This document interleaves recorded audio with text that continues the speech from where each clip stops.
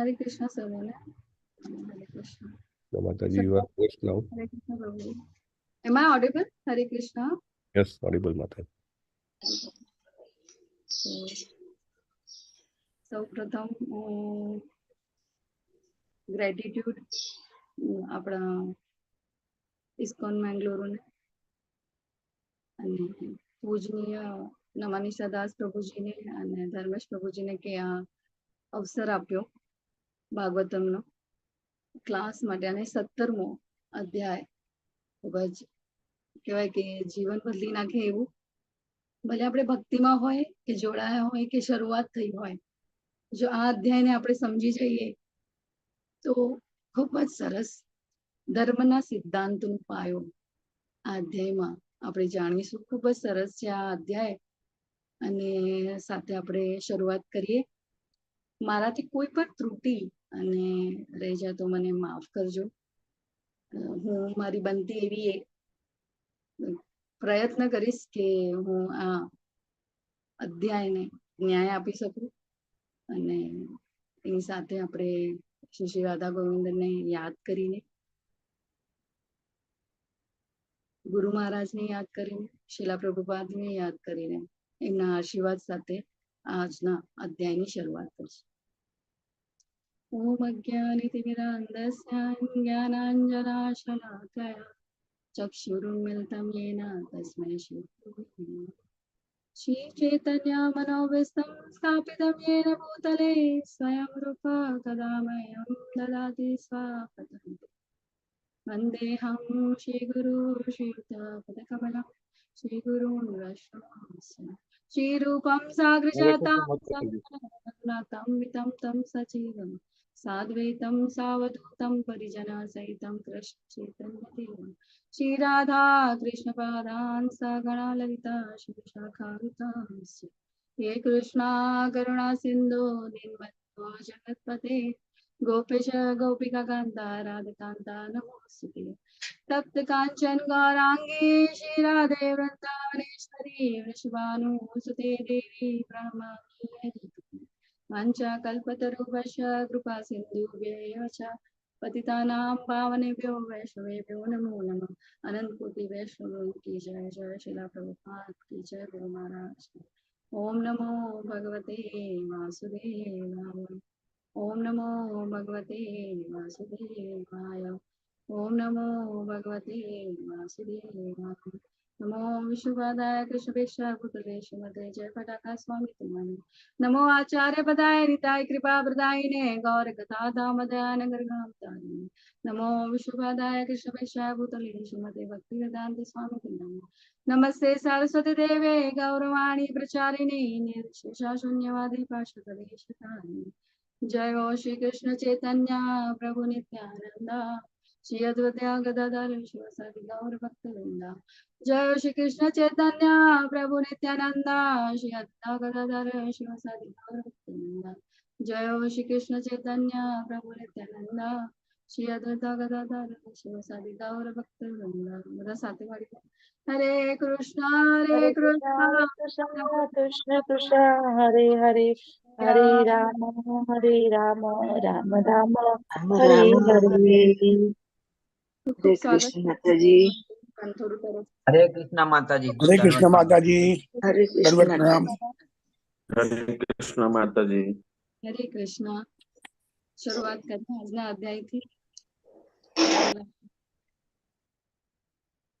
મંત્રથી શરૂઆત કરીએ.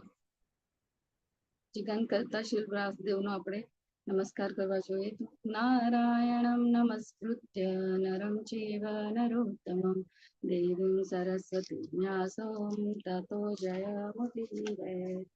નષ્ટપ્રાયેષુ ભદ્રેષુ નિત્યં ભાગવત સેવયા ભગવતમ ઉત્તમ શ્લોકે ભક્તિ ભગવતી નૈષ્ટિકી. શરૂઆત કરીએ. શેર કરું છું.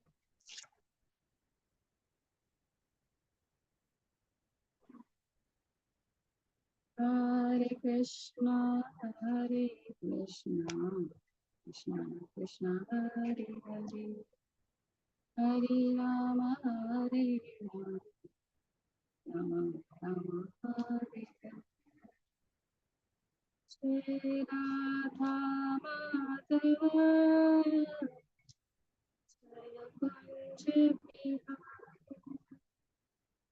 જય રાધા માધવ જય કુંજ બિહારી યશોદાનંદન વ્રજ જન યશોદાનંદન વ્રજ જન યમુના તીરાવન ચાર યમુના તીરાવન ચાર જય રાધા માધવ કુંજ બિહારી હરે કૃષ્ણ કૃષ્ણ કૃષ્ણ હરે હરે હરે રામ રામ રામ હરે હરે હરે કૃષ્ણ. તમારો ખૂબ ખૂબ આભાર છે બધાને જોડાવા માટે. આ અધ્યાયથી આપણે ખૂબ જ સરસ મહારાજ પરીક્ષિતના બતાવેલા જે કલિયુગ સાથેનો એમનો વ્યવહાર, જે હમણાં જ ધર્મેશ પ્રભુજીએ પણ આપણે કે ભક્ત કેવો હોવો જોઈએ, ભક્તિની શરૂઆત આપણે કેવી રીતના કરવી જોઈએ. જ્યારે હમણાં નમાનિશા દાસ પ્રભુજીનો એક લેક્ચર હતો, એમાં એમણે એક વર્ડ, એક સેન્ટેન્સ કીધું, as consciousness is purified our spiritual life begins. જેમાં આપણી કોન્શિયસનેસ શું થાય, પ્યોરિફાય થાય. એ પ્યોરિફાય કેવી રીતના થાય, તો એ જે રીતના આપણને આજે ભગવાન પ્રભુજીએ સમજાવ્યું કે ભગવાન તૃણાદપી સુનિલ તરોરપી. ખૂબ જ સરસ. તો શરૂઆત કરીએ કે અધ્યાય 17માં આપણે એક આદર્શ રાજા તરીકે પરીક્ષિત મહારાજના વિશે સમજીશું. અને એક શાસકે પોતાના પ્રજા પ્રત્યે કેવું હોવું જોઈએ. માનવ સમાજ સાથે સાથે એનો એક એવો સમાજ પણ છે જે અબોલ છે, જે બોલી શકતું નથી. એક એવો સમાજ છે પશુઓનો, પક્ષીઓનો. એમનું રક્ષણ કેવી રીતના, ધર્મના સિદ્ધાંતોના કયા કયા પાયાઓ છે અને એનો આધાર સ્તંભ શું છે, કળિયુગના લક્ષણો કયા છે અને એના નિવારણ માટે આપણે શું કરવું જોઈએ, કળિયુગમાં કયા યજ્ઞ કરવાથી માનવ સમાજનો ઉદ્ધાર થઈ શકે છે, અર્વાચીન યુગ અને આધુનિક યુગમાં શું ફેર છે, ભક્ત કેવું હોવું જોઈએ, જે આપણે આજે જાણ્યું. માનવ સમાજમાં 4 આગેવાનો કોણ છે અને એમણે ક્યાં સાવધ રહેવું જોઈએ, કેવી રીતના એમણે આજે જે એમની પોઝિશન છે એનું કેવી રીતના ઉપયોગમાં લેવો જોઈએ. જે રીતના આપણે પરીક્ષિત મહારાજના શાસનકાળ વિશે જાણીએ છીએ કે ત્યારેથી પ્રજા કેવી સુખ અને સમૃદ્ધિવાન હતી અને એ લોકો પોતાનો મનુષ્યનું જીવનનું લક્ષ્ય જાણતા હતા. કળિયુગની પરિસ્થિતિને અનુકૂળ બનાવવા શું કરવું છે. હરે કૃષ્ણ. તો આપણે શરૂઆત કરીએ. મારી સ્ક્રીન દેખાય છે?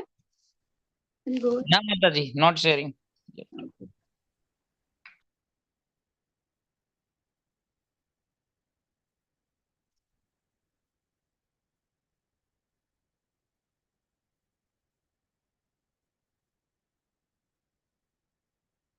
હરે કૃષ્ણ કૃષ્ણ કૃષ્ણ હરે હરે હરે રામ હરે. પ્રભુજી દેખાય છે હવે? ના, નોટ યet. તો પ્રભુજી સ્ક્રીનમાં આપણું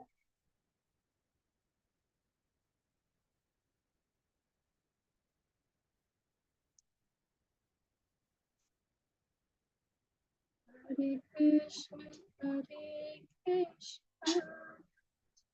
કૃષ્ણ હરે હરે હરે રામ નાઉ વિઝિબલ. વિઝિબલ છે ને પ્રભુજી? હા માતાજી.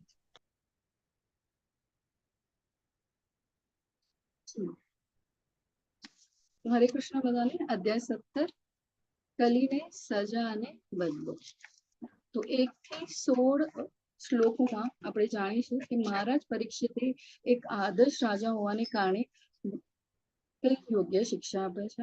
17 થી 27 મહારાજ પરીક્ષિત ગાય રૂપી પૃથ્વી અને બળદ રૂપી ધર્મના દુઃખના કારણની ચર્ચા કરે છે. 28 થી 41 મહારાજ પરીક્ષિત નિપુણતાથી વ્યંગ્યાત્મક રીતે શરણાગતિ પામેલા કલીને નિવાસ સ્થાન આપે છે.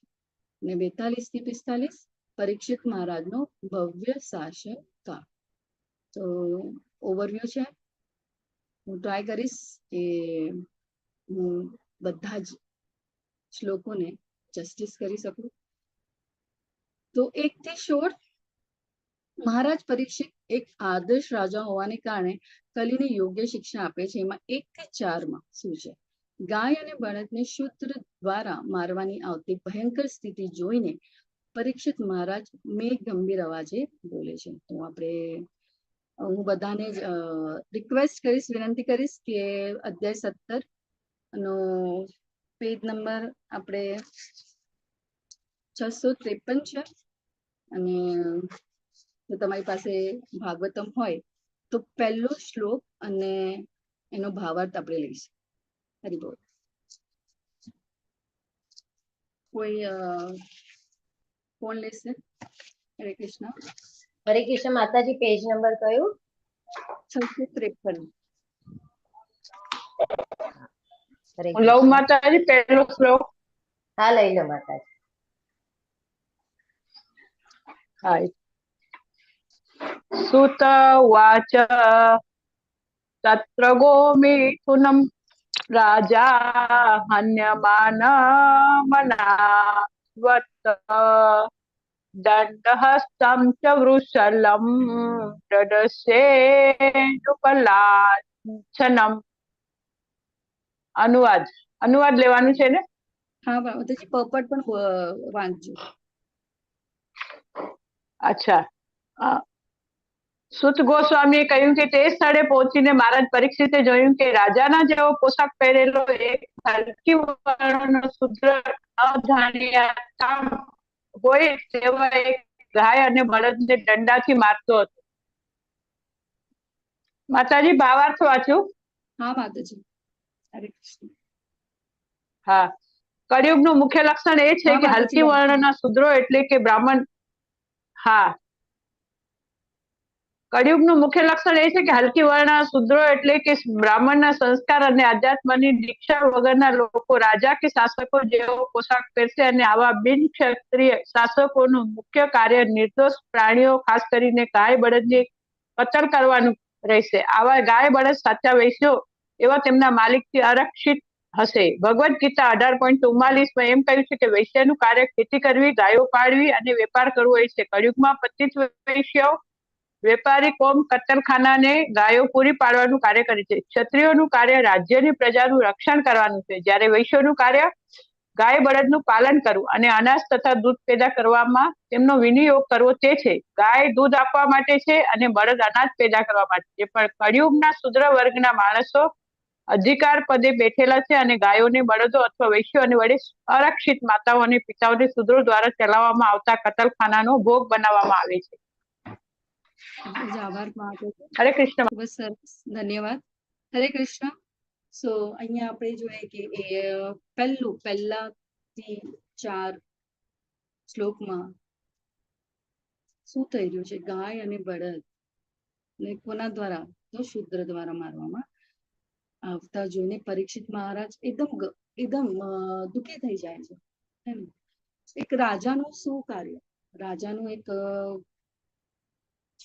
સૌથી મોટું જે કહેવાય ને કે ઇમ્પોર્ટન્ટ, કે એકદમ વેરી વેરી ઇમ્પોર્ટન્ટ, જે રીતના માતા પિતા માટે પોતાના છોકરાઓનું ભરણ પોષણ કરવું, એ જ રીતે પરીક્ષિત મહારાજનું પણ જ્યારે જાય છે, જોવે છે, આપણે 16મા અધ્યાયમાં પણ આ કન્ટિન્યુએશન થઈ રહ્યું છે અહીંયા. તો એની સ્થિતિ, દયનીય સ્થિતિ જોઈને ખૂબ દુઃખી થાય છે. અને પછી શું કરે છે? એના સમક્ષ પગલા લેવા. કોના સમક્ષ? તો આ અધ્યાયનો એ જ છે કે કલીને સજા અને બદલો કેવી રીતના પાપનું નિવારણ કરીને પરીક્ષિત મહારાજ એમને સાંત્વના પણ આપે છે અને એમના વિશે એમના દરેક જે પ્રજાનું જે દુઃખ એ સમજી શકે છે અને એના માટેનું એ એક પગલા લે છે. તો હવે આપણે જોઈએ કે ક્ષત્રિય રાજાનું આદર્શ રાજાનું જે આપણે અહીંયા પહેલા શ્લોકમાં આપણે જોઈ શકીએ છીએ કે એમાં લખ્યું છે કે કળિયુગનું મુખ્ય લક્ષણ એ છે કે હલકી વર્ણનો શૂદ્ર એટલે કે બ્રાહ્મણના સંસ્કાર અને આધ્યાત્મિક દીક્ષા વગરના લોકો રાજા કે શાસકો જેવો પોશાક કરે છે. આપણે જોઈ રહ્યા છીએ આ આપણે સાક્ષાત અનુભવ કરી રહ્યા છીએ. કળિયુગમાં પહેલા તો આપણે જોયું સતયુગ, દ્વાપર, ત્રેતાયુગ, દ્વાપર યુગ અને પછી હવે કળિયુગની શરૂઆત થઈ. તો કેવું આપણે આપણા આજુબાજુનું વાતાવરણમાં આપણે જોઈ શકીએ છીએ. અને આમાં શું લખ્યું છે? લખ્યું જ છે પોપટમાં શીલા પ્રભુપાદે ખૂબ જ સરસ કે અહીંયા કે ખાસ કરીને ગાય બળદ અબોલા પ્રાણી જે કશું કરી શકતા નથી એનું કતલ કરવાનું છે. અને એ શેનાથી? હવે આપણે અહીંયા જોઈએ કે 4 વર્ણોની અહીંયા વ્યાખ્યા આપવામાં આવે છે. કેવી રીતના? તો 4 વર્ણો કયા કયા છે? હરે કૃષ્ણ. બ્રાહ્મણ, ક્ષત્રિય, વૈશ્ય, શૂદ્ર. અને આપણે જોયું બ્રાહ્મણનું શું કાર્ય છે? વેદાધ્યન. વેદાધ્યન. બોલી જાઓ. બ્રાહ્મણ પછી ક્ષત્રિયનું રક્ષા કરવી. વૈશ્યનું વેપાર વાણિજ્ય અને શૂદ્રનું કોકની સેવા કરવી. કોકની સેવા કરવી. બરાબર. તો હવે શુદ્ર એ શું?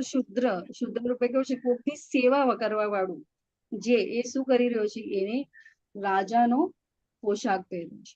એટલે દંભ જેવી આપણે કહેવાય ને કે આપણે પણ દંભ કરવું, અભિમાન કરવું, કોઈ જ્ઞાન ન હોય પણ એવો પોશાક પહેરીને કહેવાય કે ગર્વમાં રહે. એ દ્વારા શું થઈ રહ્યું છે? આ એ હલકી વર્ણનો મનથી શું છે? હલકી વર્ણનો છે. જો એ રાજા હોય તો એનું કર્તવ્ય એક ક્ષત્રિય તરીકેનું શું હોય? અને શૂદ્ર છે એ શું કરી રહ્યો છે? એ સ્થિતિ જોઈને પરીક્ષિત મહારાજ ધીર ગંભીર અવાજે બોલે છે.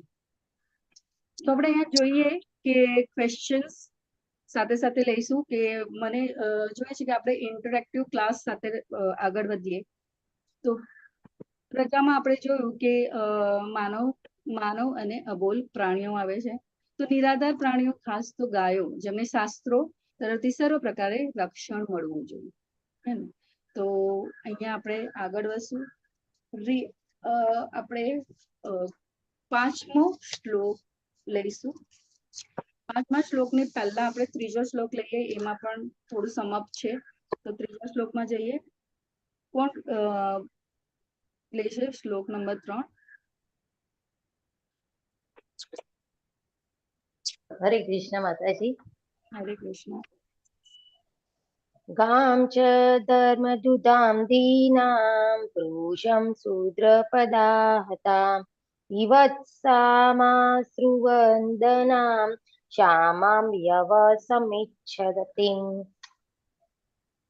ગાય કલ્યાણકારી છે કારણ કે તેની પાસેથી ધર્મ સિદ્ધાંત પ્રાપ્ત થઈ શકે છે.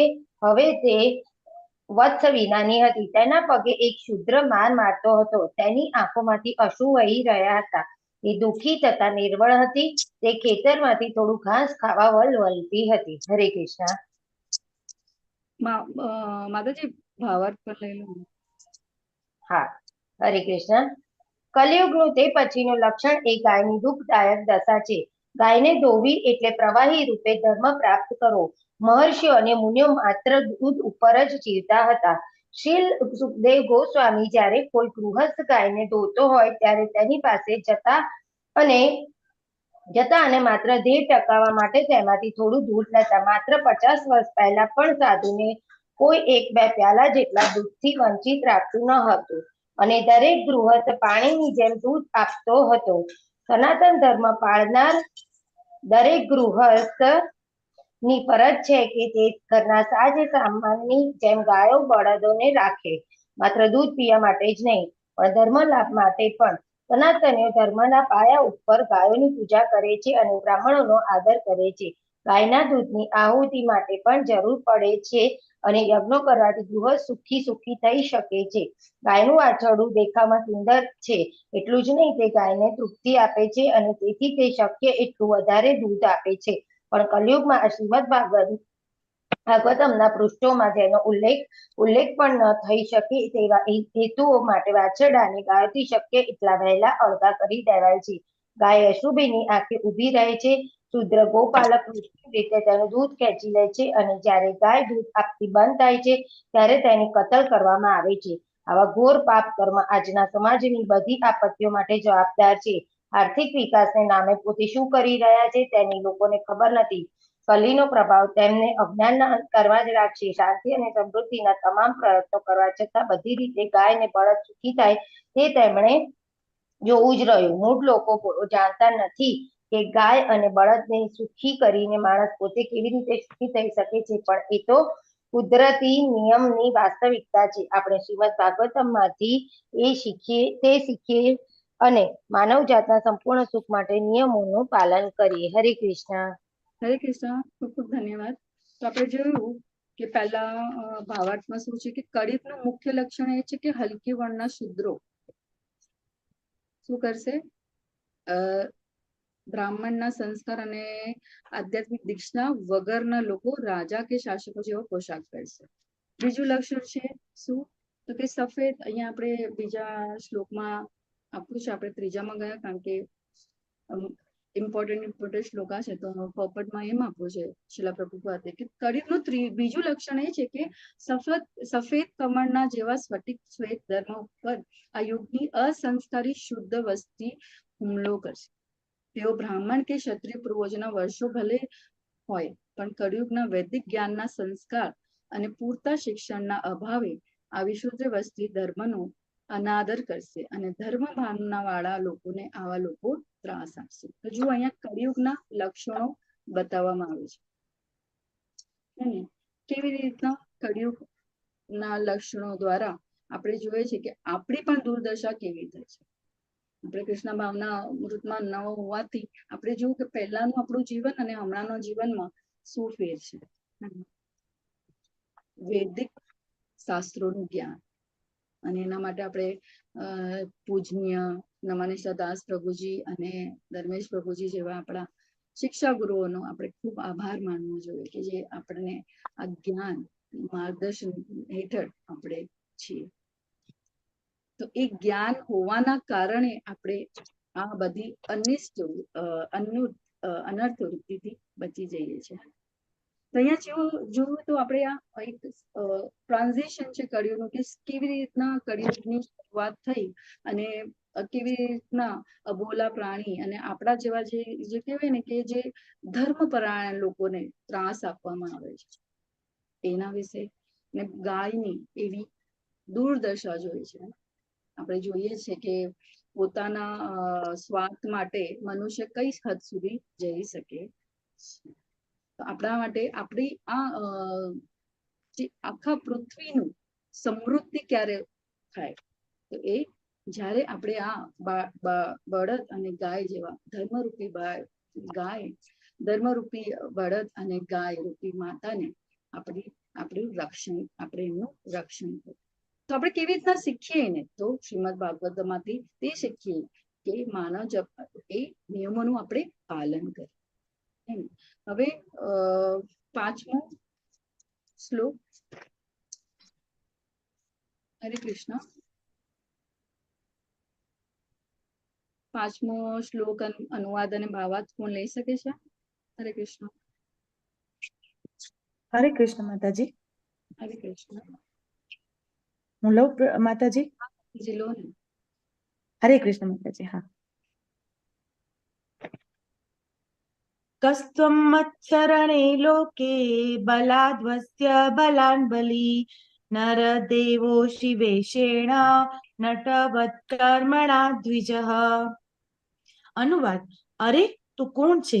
તું દેખાય છે બળવાન અને છતાં મારા શાસનમાં નિરાધારોને મારવાની હિંમત કરે છે.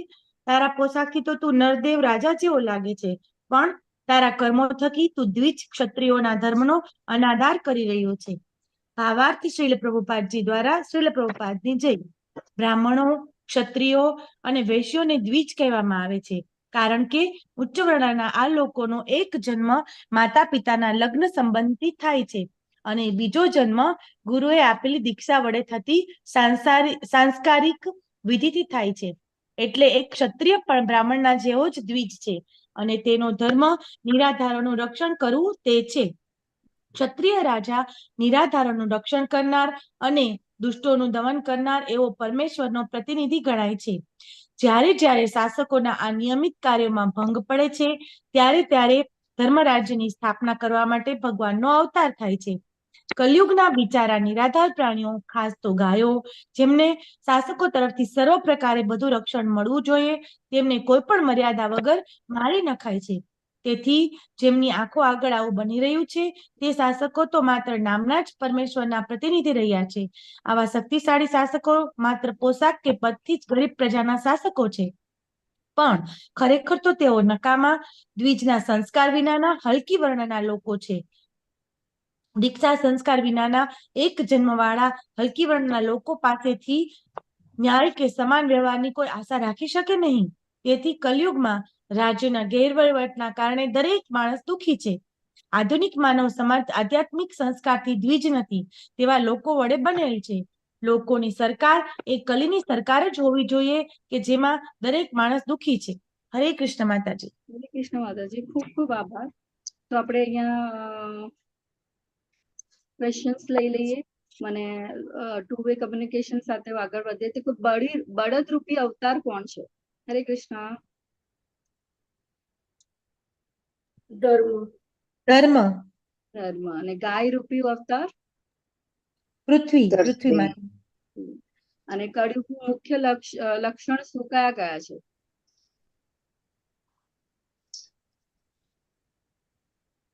આપણે હમણાં જોયું કે મુખ્ય લક્ષણ વિશે આપણે હમણાં ચર્ચા કરી કે કઈ પણ એક લક્ષણ બોલો ચાલશે. પરપટમાંથી પણ જોઈને બોલી શકો છો. આપણે થોડું રિવિઝન સાથે સાથે કરતા જશું. હરી બોલ. તો પ્રાણીઓની ખૂબ જ ખરાબ દશા હોય છે, ગાયો જેવા પ્રાણીઓની. હરી બોલ. ખૂબ આભાર માતાજી. અને ભગવદ ગીતામાં કયા 4 વર્ગોનું વર્ણન કરવામાં આવ્યું છે?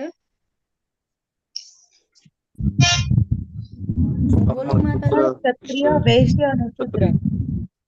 બળદ અને ગાયોનું રક્ષણ કયા વર્ગ દ્વારા કરવામાં થાય છે? શૂદ્ર.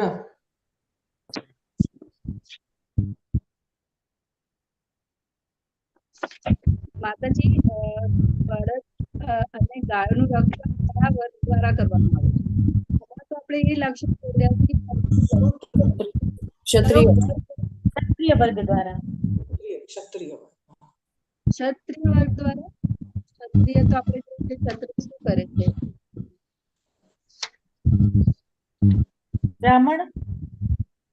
બ્રાહ્મણો શું કરે? વેદાધ્યાન.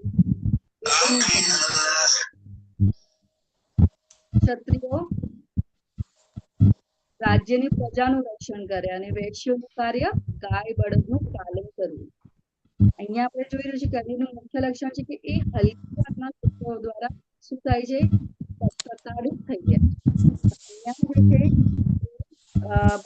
4 વર્ગોમાં અલગ અલગ કાર્ય કરવાનું સોંપવામાં આવે. બ્રાહ્મણ વેદાધ્યાન જ કરાવે. આપણને જ્ઞાન આપે કેવી રીતના આપણે જીવન જીવવું જોઈએ. ક્ષત્રિય શું કરે? તો રાજ્યની પ્રજાનું રક્ષણ કરે. હરી બોલ. તો આપણે ખૂબ સરસ આગળ વધીએ. આપણે કળિયુગના અલગ અલગ લક્ષણો વિશે જોયું, બરાબર. પછી આગળ વધીએ. હવે આપણે સમય ઓછો છે તો હું વિચારતી હતી કે આપણે કેન્ટો ભાવાર્થ પણ લઈએ, અને હવે આપણે ફક્ત શ્લોક અને અનુવાદ લઈશું. તો શ્લોક 5 એનું પઠન અને અનુવાદ. હરે કૃષ્ણ. કોઈ લેશે? આપણે કર્યું. હરી બોલ. માતાજી આ પાઠ તો લીધો આપણે. સર, તો એમાંનો ક્વેશ્ચન મારે પૂછવાનો હતો ને ઠીક છે, હરિબોલ. તો કોને દ્વિજ કહેવામાં આવે છે અને હલકી વર્ણના લોકો કોણ છે? ને આધુનિક માનવ સમાજ કેવા લોકોથી બનેલો છે? ને પશુ રક્ષા માટે ધાર્મિક રાજાએ શું કરવું જોઈએ? કોને દ્વિજ કહેવામાં આવે છે? તો આપણે જોયું કે દ્વિજ એને કહેવામાં આવે છે જે બ્રાહ્મણો, ક્ષત્રિયો અને વૈશ્યોને દ્વિજ કહેવામાં આવે છે, કારણ કે ઉચ્ચ વર્ણના આ લોકોનો એક જન્મ માતા પિતાના લગ્ન સંબંધિત થાય છે અને બીજો જન્મ ગુરુએ આપેલી દીક્ષા વડે થતી સાંસારિક વિધિથી થાય છે. એટલે એક ક્ષત્રિય પણ બ્રાહ્મણ જેવો જ દ્વિજ છે. હલકી વર્ણના લોકો એ છે જે દીક્ષા સંસ્કાર વગરના છે. અને આધુનિક માનવ સમાજ કેવો લોકોથી ભરેલો છે? આધુનિક માનવ સમાજ કેવા લોકોથી ભરેલો છે? જે આધ્યાત્મિક સંસ્કારથી દ્વિજ નથી. અને પશુ રક્ષા માટે ધાર્મિક રાજાએ શું કરવું જોઈએ? તો પશુ વધ કરનારને મૃત્યુદંડ મળવો જોઈએ. 7 થી 8 આગળ વધીએ. પરીક્ષિત મહારાજ બળદને તેની ઓળખ પૂછે છે. તો આપણે 11મો શ્લોક લેશું. હરે કૃષ્ણ.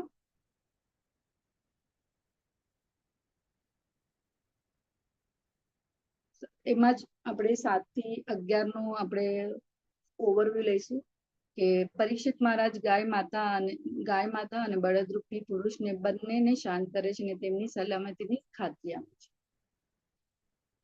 કોઈને શ્લોક લેવો હોય તો, ને તો આપણે આગળ વધીએ.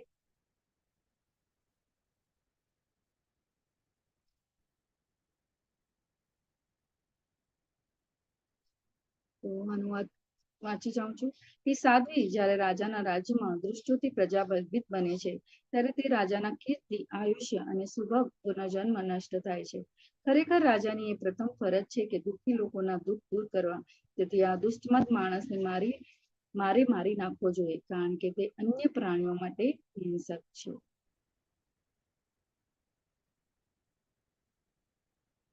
ભગવાન પરીક્ષિત મહારાજ 7 થી 8 શ્લોકમાં બળદને તેની ઓળખ વિશે પૂછે છે કે તમે કોણ છો? આટલું સહન કરવા વાળું કોણ? એમને અચરજ થઈ રહ્યો છે કે તું કોણ છે? કમર જેવો શ્વેત બળદ છે કે પછી કોઈ દેવતા છે? તારા 3 પગ ગુમાવે છે ને માત્ર 1 પગ ચાલે છે. તું બળદના રૂપમાં અમને ક્લેશ પહોંચનારો કોઈ દેવતા તો નથી? એમને સંશય પણ થઈ રહ્યો છે.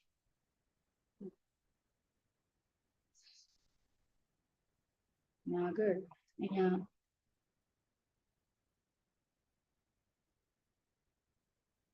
11માં પર્પટમાં પ્રભુપાદ શું કહે છે આપણને? બળદ અને ગાયની સલામતીની ખાતરી કરવામાં આવી છે.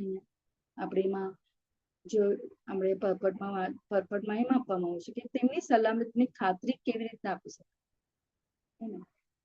કેવી રીતના? દરેક જણે શેમાં જવું છે? ભગવાનના માર્ગદર્શન હેઠળ છે. જે માર્ગદર્શિકા કોણ છે? આપણી ભગવદ ગીતા. જો એક જ્ઞાન આપણે પ્રાપ્ત થઈ જાય અને જીવન કેવી રીતના જીવવું જોઈએ એનું જ્ઞાન આપણને આચાર્ય દ્વારા, આપણા ગુરુ દ્વારા મળે તો આપણા માટે સરળ અને સહજ થઈ જાય. જ્યારે આપણે પોતાની મરજી પ્રમાણે જીવન જીવીએ છીએ તેનું શું થાય છે? એનું આપણે કહેવાય કે આપણે સુખી છે, બધું છે, પણ જીવનમાં આપણને જ્ઞાન નું માર્ગદર્શન નથી તો શું છે? એ જીવન કેવું છે? મનુષ્ય જીવનનું લક્ષ્ય આપણે સાધી શકતા નથી. આપણે એ રીતે આપણે જોઈએ ને પર્પટમાં આગળ એ પણ આપ્યું છે કે માણસ માટે આપણે આપણા પોતાના સ્વાર્થ સાથે માટે આપણે જોઈએ છે કે કડુમાં લોકો માંસાહાર કરે છે. આ ધર્મના સિદ્ધાંતોમાં એક સિદ્ધાંત આ પણ છે, નો મીટ ઇટિંગ. મનુષ્ય માટે તો બધું જ ફળાદી બધું જ છે, પણ અબોલમાં પ્રાણીઓ કોના પર નિર્ભર છે? અને એ નિર્ભરતા અને એમનું શોષણ કરવું એ શું છે? કળિયુગની જ નિશાની છે. બરાબર. અને આપણે એ જોઈએ છીએ કે આપણને વિવિધ પ્રકારના અનાજ, ફળ, દૂધ, વગેરે આપણને મળે છે. આપણે એ ખાઈને પણ આપણે આપણું ગુજરાન ચલાવી શકીએ છીએ, પણ આપણી એ મહત્વકાંક્ષા, સુખ સાહેબી, આપણને જે જોઈએ છે, કમ્ફર્ટ જોઈએ છે, આપણા સ્વાર્થના ખાતે આપણે અબોલ માણસ પ્રાણીઓનો શું કરે છે? બલિ ચડાવે છે. તો આપણને તો ખાસ કરીને પ્રાણી જ ખોરાકની કોઈ જરૂર નથી, બરાબર? તો એ આપણે શું કરીએ છીએ? આપણે એવા અબોલ પ્રાણીઓનું શોષણ કરીએ છીએ. હવે મને કહો કે કયો ધર્મનો આ સિદ્ધાંત અહીંયા હમણાં જ મેં ડિસ્કસ કર્યું કે એક સ્તંભ છે. કયો સ્તંભ છે? 4 માંથી એક સ્તંભ કયો છે? નો દયા. દયા. હરી બોલ. તો આપણે આપણું જીવનનું લક્ષ્ય શું છે? મનુષ્ય જીવનનું લક્ષ્ય શા માટે આપણું મનુષ્ય જીવન નિમાયેલું છે? ભગવત પ્રાપ્તિ માટે. પણ આપણે શું કરીએ છીએ? આપણે આપણા જ ઈચ્છાઓની પૂર્તિ માટે સમયનો વેડફાટ કરીએ છીએ. આપણું જીવન શાના માટે છે? પરમેશ્વરના વિજ્ઞાનને જાણવા માટે, બરાબર? આગળ વધીએ.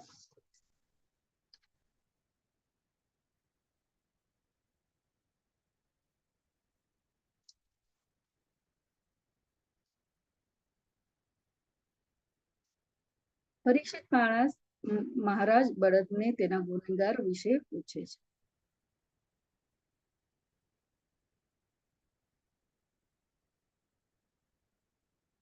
શ્લોક 14 અનુવાદ લઈએ છે. જે કોઈ નિર્દોષ પ્રાણીઓને દુઃખ આપે છે તેને દુનિયામાં સર્વત્ર મારાથી ડરતા રહેવું પડશે. દુષ્ટોનું દમન કરીને માણસ આપમેળે નિર્દોષને લાભ આપે છે. દુષ્ટોનું દમન કરીને માણસ આપમેળે નિર્દોષોને લાભ આપે છે. હવે શાસકો નપુંસક ભાવાર્થ શિલા પ્રભુપાદ દ્વારા શિલા પ્રભુપાદની છે. શાસકો નપુંસક અને નામર્દ હોય તે કારણે દુષ્ટો ફૂલે ફાલે છે. પણ જ્યારે શાસકો રાજ્યના કોઈ પણ ભાગમાં રહેલા સર્વ પ્રકારના દુષ્ટોનું દમન કરવા માટે શક્તિશાળી હોય છે ત્યારે તેઓ ફૂલી ફાલી શકતા નથી. જ્યારે દુષ્ટોને દાખલારૂપ શિક્ષા થાય છે ત્યારે સઘળું સદભાગ્ય આપમેળે આવવા લાગે છે. અગાઉ જણાવ્યા પ્રમાણે રાજ્યની શાંત નિર્દોષ પ્રજાને સર્વ રીતે રક્ષણ આપવું તે રાજા કે શાસકની પ્રાથમિક ફરજ છે. નિર્દોષ પ્રજા એટલે કે અબોલા પ્રાણીઓ. ભગવાનના ભક્તો સ્વભાવે શાંત અને નિષ્પાપ હોય છે અને તેથી દરેક જણને ભગવાનના ભક્ત બનાવવા માટેની વ્યવસ્થા કરવી તે રાજ્યની પ્રાથમિક ફરજ છે. તેથી પ્રજા આપમેળે શાંત નિષ્પાપ થશે.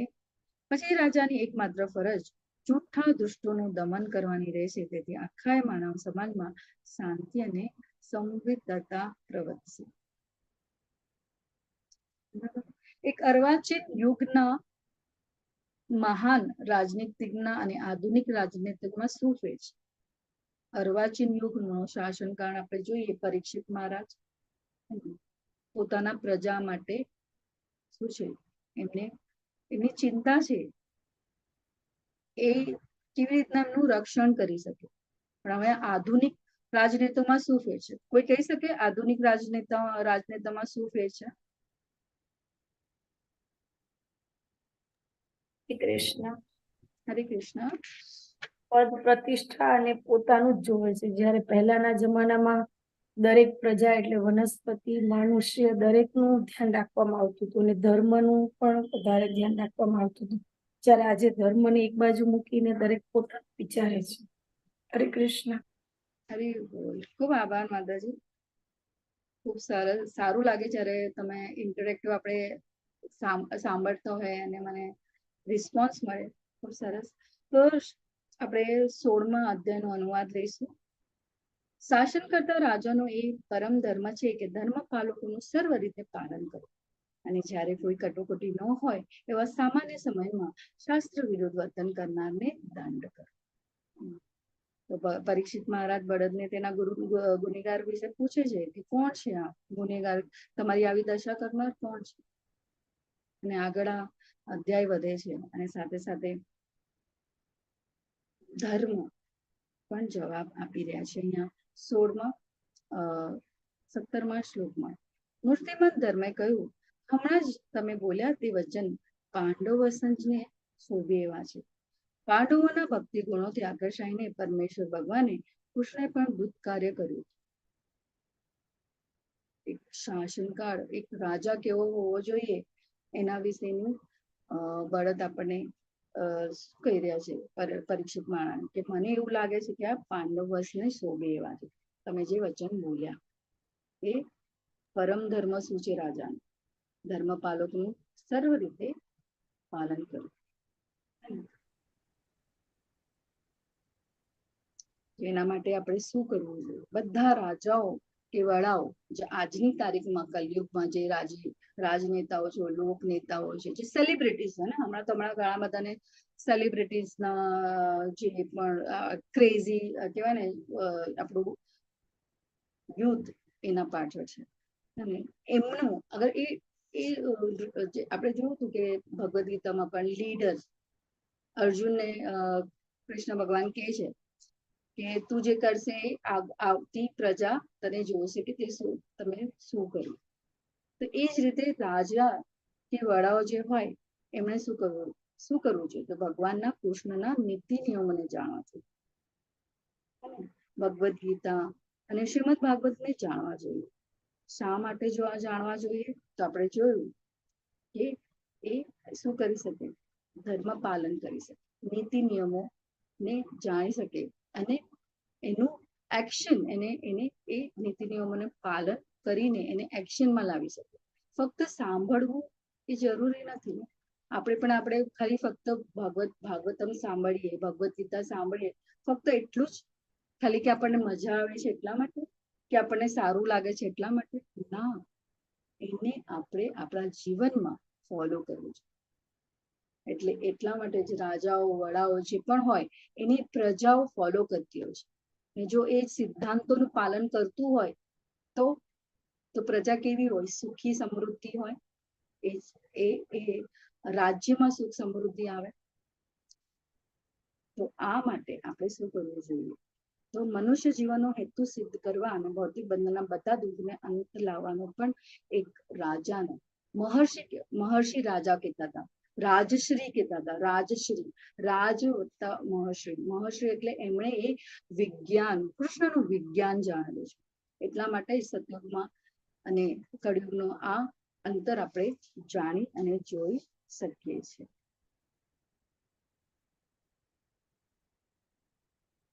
અહીંયા આપણે જોઈએ છીએ કે મહારાજ પરીક્ષિત એકદમ શાસનકાળ એકદમ કહેવાય કે ગુસ્સામાં નહીં, પણ એમ કે એ એક્સપ્રેસ કરે છે પોતાને, કે જે કોઈ પણ પડકારે છે, કે જે પણ ભલે સ્વર્ગનો રાજા હોય કે કોણ પણ હોય, પણ મારી પ્રજાને જો દુઃખ આપે તો એના માટે હું એના સાથે લડવા માટે હું તત્પર છું. તો અહીંયા આપણે જોઈએ કે અહીંયા પોપટમાં બે વસ્તુ શીલા પ્રભુપાદે આપણને સમજાવી છે કે સ્વધર્મ અને સ્વધર્મક વચ્ચે ભંજક, સ્વધર્મસ્થ અને સ્વધર્મ ભંજક વચ્ચેનો તફાવત આપણને અહીંયા સમજાવે છે. કે ભંજક એટલે કે શાસ્ત્રોનું નિયમોનું પાલન ના કરે, સ્વધર્મસ્થ એટલે કે જે પાલન કરે છે. જો આ બધા શબ્દો આપણે દરેક પોપટમાં આપેલા છે, એને હું મેન કહેવાય કે એને લઈને I just try to make you understand. તો સ્વધર્મસ્થ નું આપણે અને સ્વભંજક વિશે આપણે જાણ્યું એ શું હોય છે. સ્વધર્મ ભંજક જ છે. અહીંયા આપણે આપણા આજુબાજુ પણ એ જ જોતા હોય છે કે કોઈ નીતિ નિયમોનું પાલન નથી કરતા અને પ્રજાને દુઃખ આપે છે અને પોતાની રીતે શાસન કરવા માંગે છે. એને બસ ફક્ત પ્રજાનું શોષણ કરવું છે. તો અહીંયા આપણે પાર્ટ 2 માં આવશું કે મહારાજ 17 થી 27 મહારાજ પરીક્ષિત ગાય રૂપી પૃથ્વી અને બળદ રૂપી ધર્મના દુઃખની કારણની ચર્ચા કરે છે. એનું કારણ શું છે? પછી 17 થી 20 ધર્મે પરીક્ષિત મહારાજને જવાબ આપ્યો, ગુનેગાર કોણ છે તે નક્કી કરવું મુશ્કેલ છે. 22 થી 27 પરીક્ષિત મહારાજ તેમની વાચાનો અર્થ સમજે છે અને બંનેને સાંત્વના આપે છે. મહારાજ પરીક્ષિત 17મું પદ વાંચશું, ખૂબ સરસ છે. તો તો એને 17મો અને 18મો એક સાથે લઈશું અને પછી આપણે આગળ વધશું. કોને રીડ કરવું હોય તો હું આગળ વધું કરી હોય.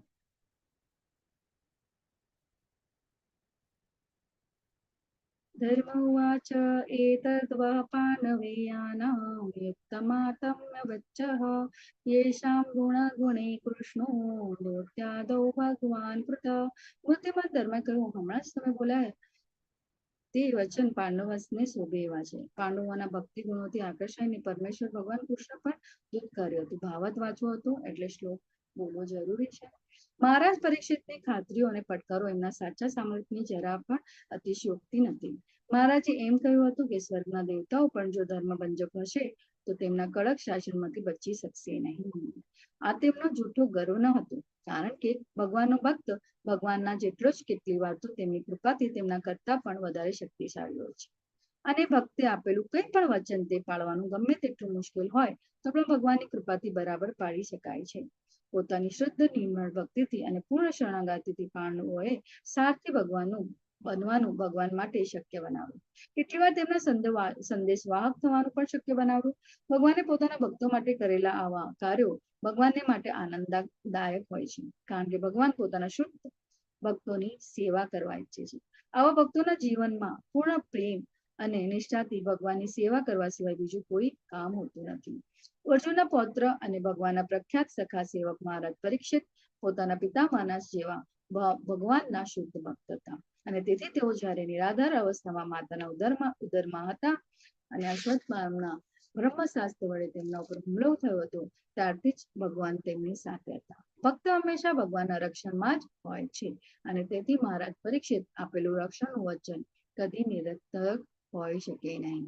ધર્મે આ વાતનો સ્વીકાર કર્યો અને પોતાની ઉત્કૃષ્ટ સ્થિતિને અનુરૂપ નીવડવા માટે રાજાનો આભાર માન્યો. નવવયં ક્લેશ બીજાની યથા સ્યુ પુરુષમ તમ વિજામીનો વાક્યભેદ વિમોહિતા. એ મહાપુરુષ જેને એમોને દુઃખ આપ્યું હોય એવા કોઈ ખાસ ગુનેગાર શોધી કાઢવો મુશ્કેલ છે, કારણ કે અમે વિવિધ તત્વજ્ઞોના મતમંતારોથી મૂળ બની ગયા છે. ભાવાર્થ શીલા પ્રભુપાદ દ્વારા શીલા પ્રભુપાદની જય. દુનિયામાં ઘણા સૈદ્ધાંતિક તત્વજ્ઞો છે જેઓ કાર્યકારણના પોતાના આગવા સિદ્ધાંતો રજૂ કરે છે.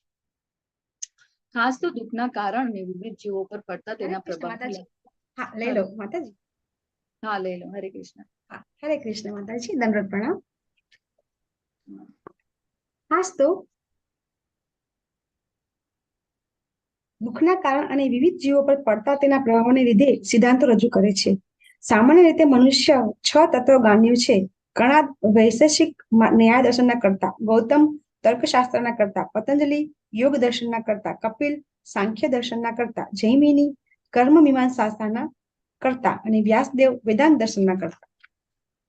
ધર્મ પુરુષ રૂપી બળદ અને ધરતી માતા રૂપી ગાય બંને બરાબર જાણતા હતા કે મૂર્તિમંત કળી તેમના દુઃખોના મૂળ કારણરૂપ હતો. છતાં ભગવાનના ભક્તો તરીકે તેઓ એ પણ સારી રીતે જાણતા હતા કે ભગવાનની મરજી વિના કોઈ તેમને દુઃખ પહોંચાડી શકે તેમ નથી. પદ્મ પુરાણમાં જણાવ્યા પ્રમાણે આપણા વર્તમાન દુઃખનો મૂળ પાપોના બીજના પરિપક્વ થઈને લીધે છે, પણ એ બીજ પણ શુદ્ધ ભક્તિ કરવાથી ધીરે ધીરે નાશ પામે છે. તેથી ભક્તો ભલે ઉત્પાત મચાવનારાને જોતો હોય તો પણ તેઓ આવી પડેલા દુઃખો માટે તેમનો દોષ કાઢતા નથી. તેઓ એમ માનીને ચાલે છે કે કોઈ અજ્ઞાત કારણને લીધે ઉત્પાત ત્યાં લોકો નિમિત્ત બને છે, અને તેથી તેઓ દુઃખને પરમેશ્વરના દીધેલા અને અલ્પ પ્રમાણમાં આપવામાં આવેલા ગણીને સહન કરે છે, કારણ કે નહીં તો દુઃખો ઘણા અસહ્ય થઈ ગયા હોત. મહારાજ પરીક્ષિતને પ્રત્યક્ષ રીતે ઉત્પાત મચાવનારા વિરુદ્ધ આરોપનામું મેળવવાની ઈચ્છા હતી, પણ ઉપરોક્ત ભૂમિકાએ તે આપવાનો તેમણે અસ્વીકાર કર્યો. તેમ છતાં તાર્કિક તત્વજ્ઞો ભગવાનની મંજૂરીને માન્ય કરતા નથી. તેઓ પોતપોતાની આગવી રીતે દુઃખનું કારણ શોધવાનો પ્રયત્ન કરે છે, અને તે નીચેના શ્લોકોમાં વર્ણવવામાં આવશે. શ્રી જીવ ગોસ્વામીના મતે આવા તત્વજ્ઞો પોતે જ મૂંઝાઈ જાય છે, અને તેથી તેઓ એ જાણી શકતા નથી કે બધા કારણોના અંતિમ કારણ પરમેશ્વર પોતે જ છે. હરે કૃષ્ણ માતાજી. હરે કૃષ્ણ માતાજી. ખૂબ ખૂબ આભાર. આપણે જોઈએ છીએ કે મહારાજ પરીક્ષિત શું પૂછે છે, એમના દુઃખનું કારણની ચર્ચા કરે છે. અને દુઃખનું કારણનું ચર્ચાને જાણવા માંગે છે કે એમનું દુઃખનું કારણ કોણ છે. પણ અહીંયા ધર્મ શું કહે છે એ નક્કી કરવું ખૂબ મુશ્કેલ છે. જ્યારે ભક્ત, આપણે ભક્તના વિશેનું હમણાં ધર્મેશ્વર પ્રભુજી પાસેથી સાંભળ્યું કે ભક્તનું એક લક્ષણ શું છે? સહિષ્ણુતા અને સહન કરવું. ખૂબ જ કહેવાય કઠિનમાં કઠિન એ કહેવાય આપણા માટે એક લક્ષ્ય છે. કરવું ખૂબ મુશ્કેલ છે, પણ જ્યારે આપણે ભક્તિમાં આવે ને તો એ સરળ અને સહજ થઈ જાય.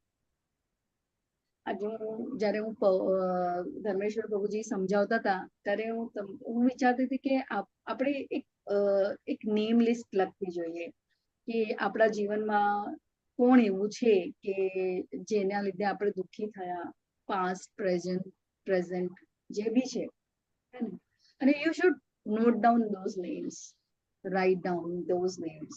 અને છે ને એક નામને આપણે છે ને એ આપણે એમના માટે આપણે પ્રાર્થના કરતા જઈએ. જેમ જેમ જેમ જેમ આપણે જેટલા પણ હોય, 1 હોય 2 હોય, ન હોય તો વધારે સારું, અને જો હોય તો એ લિસ્ટ, નેમ લિસ્ટ કરો અને પ્રાર્થના કરતા કરતા કરતા જઈએ તો કેટલું સરળ અને સહજ થઈ જાય ને. આપણું મન કેટલું હલકું થઈ જશે. મનમાં જે ગ્રજીસ જે કે ને ભાવ ભક્તોના મનમાં હોતા નથી, પણ આપણે બદ્ધ જીવો છે. કેવા જીવો છે? આપણે બદ્ધ જીવો છે. તો આપણા મનમાં કેટલા બધા આપણે આખા દિવસમાં આપણે ઘરની બહાર નીકળીએ તો આપણે કેટલા જણને મળતા હોય છે, ને અમુક વસ્તુ ના થતી હોય તો આણે આમ કર્યું, ને ભક્તિમાં હોવા છતાં પણ આપણા મગજમાં એ તરત આવી જાય. કારણ શું છે? બદ્ધ જીવ છે આપણે. તો બદ્ધ જીવને શું હોવું જોઈએ? એ બદ્ધ જીવતા કેવી રીતના? આપણું અટેન્ટિવ ચાન્ટિંગ હોવું જોઈએ, અને નિત્યમ ભાગવત સેવા હોવી જોઈએ, હે ને? તો એ નિરંતર અને નિરંતર ભગવાનના નામનું આપણા મનમાં સ્મરણ હોવું જોઈએ. તો આ ક્લેશો આપણા મનમાંથી નીકળી જાય. તો ખૂબ જરૂરી છે આ વસ્તુને આપણે જાણવી કે આજે જેને સમય મળે ત્યારે પણ તમે નામ લખતા જાઓ અને પછી પ્રાર્થના કરતા જાઓ. એમના વિશે પ્રાર્થના કરશો, આપોઆપ આપણું મન શું થશે? હલકું થશે. એમના પ્રત્યેનો આપણો ભાવ શું થઈ જશે? પ્રેમ ભાવમાં રૂપાંતરિત થઈ જશે. તો આપણે આ જે જોયું કે આ બળદરૂપી ધર્મ આપણને શું સમજાવી રહ્યા છે. જાણે છે તો પણ કશું બોલતા નથી. કેટલું મોટું કહેવાય એમણે સાર્થક કર્યું છે એમના, અને ધર્મ છે એટલે તો સાર્થકતા તો હોય જ. પણ આપણે બદ્ધ જીવ હોવાના કારણે પણ ભક્તિમાં આવ્યા પછી, ગુરુના ચરણે આવ્યા પછી તો આપણામાં એ આપોઆપ આવતું જાય. એટલા માટે તો મહામંત્રનો જપ કરવો અટેન્ટિવલી. હા, આપણે એમ વિચારે કે મેં 100 માળા કરી, 16 માળા કરી લીધી, 20 માળા કરી લીધી, 22. એક ટાસ્ક આપીશું તમને બધાને કે શું કરવું છે એ ખબર છે? આપણે આપણા મહામંત્ર અહીંયા હું એટલા માટે કે મેં પણ અમારા શિક્ષા ગુરુ ઐશ્વર્યા માતાજી પાસેથી સાંભળ્યું કે એક માતાજી છે 40 મિનિટમાં 16 માળા કરી લે. અસંભવ ને? 40 મિનિટમાં કોણ કરી શકે? તો માતાજીએ એટલું જ કીધું કે મને એક રેકોર્ડિંગ મોકલાવજે, તું કેવી રીતના માળા કરે છે ને. તો આપણે પણ એવું જ કરવું જોઈએ કે આપણે માળા કરતા હોય ને તો આપણે કેવી રીતના અજાણતા, આપણને ખબર છે રેકોર્ડ થશે, પણ આપણે એ રેકોર્ડિંગ ચાલુ રાખવાની. પછી બીજી માળા, ત્રીજી માળા ચાલુ થાય તો આપણને ખબર પડે, આપણે સાંભળીએ એના પછી કે આપણે પૂર્ણપણે પ્રોપરલી એ સ્પષ્ટ શબ્દો બોલીએ છીએ કે નહીં. હરે કૃષ્ણ કૃષ્ણ કૃષ્ણ હરે હરે, હરે રામ રામ. આગળ વધીએ. હરિ બોલ. તો આ અનુભવો હંમેશા આપણને એક શું કહેવાય કે લેસન આપી જાય આપણા જીવનમાં, કે આપણે પણ આ રીતના ફોલો કર્યું તો આપણા મનમાં જે પણ ક્લેશો છે એ ધીરે ધીરે ધીરે ધીરે જાય. આપણે પ્રોસેસમાં છીએ તો એ પ્રોસેસનો આપણને પૂરેપૂર્ણ લાભ મળે. તો આપણે અહીંયા જોઈએ કે ભક્તોના, અહીં આપણે જોઈશું કે ભક્તોના વચનો ભગવાને કેવી રીતના નિભાવ્યા. બરાબર? તો આપણે અહીંયા જોયું કે શ્રી કૃષ્ણ ભગવાને એક દૂત, સંદેશ વાહક અને સારથી તરીકે ભગવાને પોતાના ભક્ત માટે શું કર્યું? અને હંમેશા ભગવાન પોતાના વિરલા ભક્ત માટે શું છે? સેવા માટે તત્પર હોય છે. આગળ વધીએ તો આપણે હમણાં 18મો પર્પટ વાંચ્યું તો આપણે જોયું કે સૈદ્ધાંતિક તત્વો કેટલા અને કયા કયા છે. એક ક્વેશ્ચનર હું બનાવીને મોકલાવીશ જ્યારે મને સમય મળશે ત્યારે, કે આ 77મા અધ્યાયમાં ઘણા એવા ક્વેશ્ચન છે જે આપણને આગળ તમે જ્યારે ઇનિશિએશન માટે જાઓ કે પછી ફક્ત તમારે કોઈ લર્નિંગ કરવી હોય તો એના માટે પણ તમને સારું પડશે, કામ આવશે. તો મનુષ્ય પર ખાસ કરીને દુઃખના કારણ અને વિવિધ જીવો પર પડતા પ્રભાવને શું કર્યું છે એમને આપણને રજૂ કર્યા છે.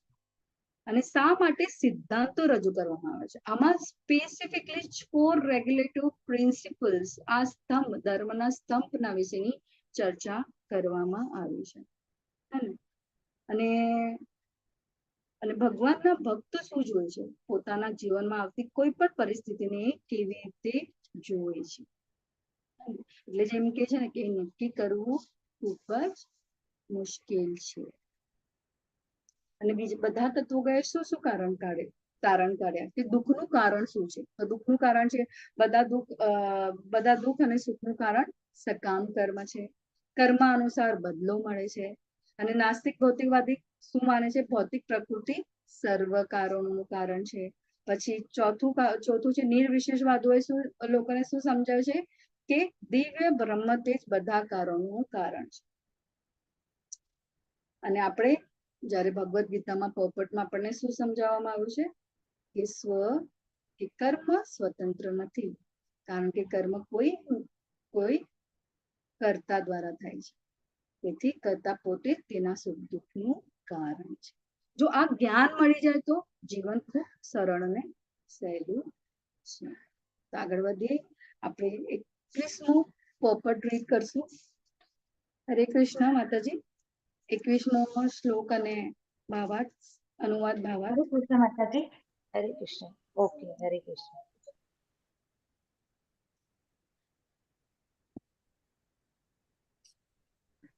કોણ લઈ લઉં માતાજી? હા માતાજી. હરે કૃષ્ણ. સૂત ઉવાચ એવં ધર્મે પ્રવદતિ સમ્રાટ દ્વિજ સત્તમઃ સમાહિતેન મનસા લિખેદઃ પર્યચસ્તતમ. અનુવાદ. સુત ગોસ્વામીએ કહ્યું, હે દ્વિજ શેઠ, મૂર્તિમંત ધર્મનું આવું કહેવું સાંભળીને સમ્રાટ પરીક્ષિતને પૂર્ણ સંતોષ થયો અને કોઈ ભૂલ કે ખેદ વિના તેમણે જવાબ આપ્યો. હરે કૃષ્ણ. બળદ આપણે જોયું, બળદનું કથન, ધર્મ પુરુષ બળદનું કથન કેવું હતું, જ્ઞાનથી ભરેલું. તે દુઃખ પામતો સામાન્ય બળદ નહોતો. તે વાત સમજી શકવાથી રાજાને સંતોષ થયો. માણસ જો પરમેશ્વરના કાયદાનો જ્ઞાતા ન હોય તો બાબતો નથી તારે સાંભળવું.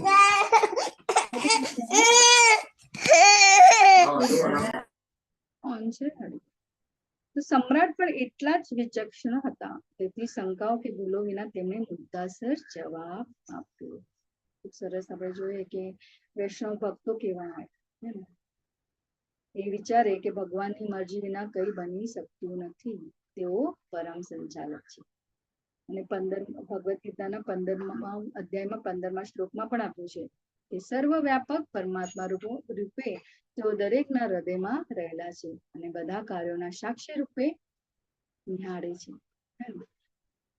ખૂબ સરસ. આપણે આગળ વધીએ તો શું છે અહીંયા, પરીક્ષિત મહારાજ તેમની વાચાનો અર્થ સમજે છે અને બંનેને સાથ બનાવે છે. વાચાનો અર્થ સમજવો એટલે ફક્ત સંભાવ રહે છે. સંભાવ એટલે કે દુઃખ અને સુખમાં સંભાવ. આપણે ક્યારે પણ આપણને દુઃખ આવે તો આપણને બીજાના માથે પર દોષનો ટોપલો ઢોળતા હોય છે કે આના લીધે આવું થયું, કે કઈ બી પરિસ્થિતિ, કઈ પણ વસ્તુને આપણે એની સાથે જોડી દઈએ છીએ. પણ આપણે જ્યારે ભગવદ ગીતાનું જ્ઞાન લીધું ત્યારે આપણને કેવું ખબર કે કર્મની આંટીઘૂંટી છે. બરાબર છે. આપણા પરિપક્વ અપરિપક્વ ફળ જે છે, જે સુષુપ્ત ફળ છે, એ શું છે, આપણા કર્મો જે ગયા જન્મમાં આપણે જે કર્મ કર્યા હતા એનું ફળ આપણે આ જન્મમાં ભોગવી રહ્યા છે. અને આવતું જે પણ આપણે જે ભગવત ભાવ ભગવત જે પણ સેવા કરીએ એનું શું, એ આપણી સાથે નિરંતર આવવાનું છે મૃત્યુ પછી પણ.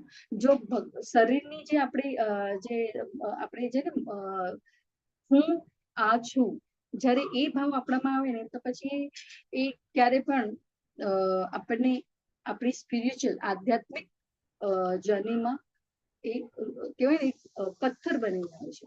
જ્યારે આપણે એમ વિચારે કે હું આ આત્મા છું તો ખૂબ સરળ ને, તો આગળ વધીએ તો એ વાચા જે છે એમની સમજવું, ભક્ત જ્યારે સમભાવ રીતે વિચારે ત્યારે એ શું છે એ કે એલિવેટેડ થઈ જાય, એનું જીવન સરળ અને સહજ થઈ જાય અને ફક્ત ભગવત સેવામાં જ લાગેલો રહે. એના જીવનમાં જે પણ આવે ભગવત કોઈ પણ પરિસ્થિતિ ઊભી થાય તો એ શું થાય છે, ભગવાનની મરજીથી એ થાય છે. તો એ શું છે, અંતિમ કરતા કોણ છે, તો ભગવાન. ભક્તને ક્યારે પણ દુઃખ હોતું નથી, કારણ કે તે સર્વમાં ભગવાનનું શું જે છે દર્શન કરનાર છે. તો દુઃખ પણ ભગવાનનું આપેલું છે. કળિયુગ દ્વારા દુઃખ પામવા માટે ગાય અને બળદથી રાજા સમક્ષ કોઈ ફરિયાદ કરી નથી.